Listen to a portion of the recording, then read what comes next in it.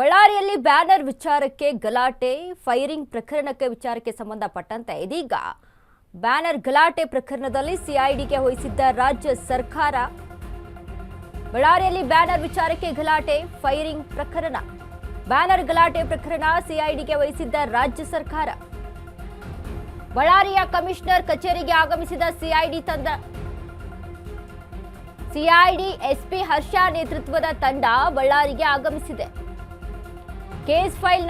ಪಡೆಯುವ ಜೊತೆಗೆ ಸ್ಥಳೀಯ ಐಒಗಳಿಂದ ಮಾಹಿತಿಯನ್ನ ಪಡೆದುಕೊಂಡಿದೆ ಗಲಾಟೆ ನಡೆದ ಸ್ಥಳಕ್ಕೆ ಸಿಐಡಿ ತಂಡ ಭೇಟಿಯನ್ನ ನೀಡುವ ಸಾಧ್ಯತೆ ಇರುವಂತದ್ದು ಈ ಬಳ್ಳಾರಿಯಲ್ಲಿ ಬ್ಯಾನರ್ ಗಲಾಟೆ ವಿಚಾರಕ್ಕೆ ಸಂಬಂಧಪಟ್ಟಂತೆ ಇದೀಗ ಸಿಐಡಿಗೆ ವಹಿಸಿದ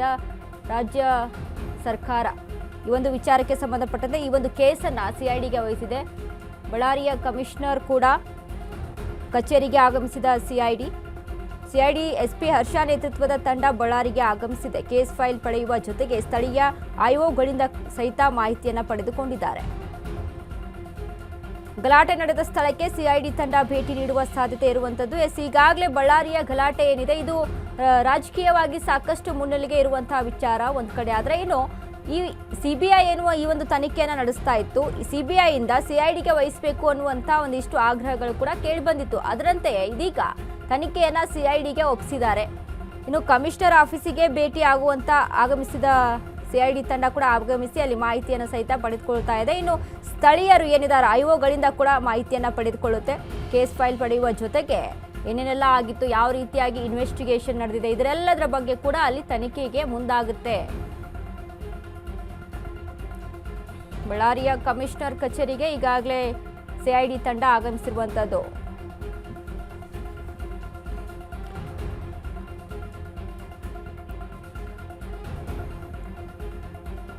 ಈಗಾಗಲೇ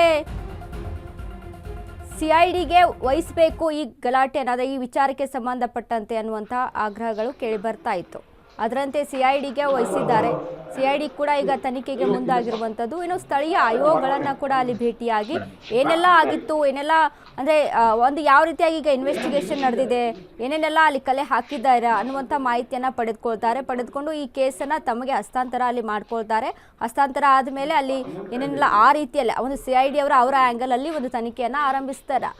ಅದಕ್ಕೆ ಸಂಬಂಧಪಟ್ಟಂತೆ ನಿನ್ನೆ ಕೂಡ ಜನಾರ್ದನ ರೆಡ್ಡಿ ಮಾತನಾಡ್ತಾರೆ ಅಂದರೆ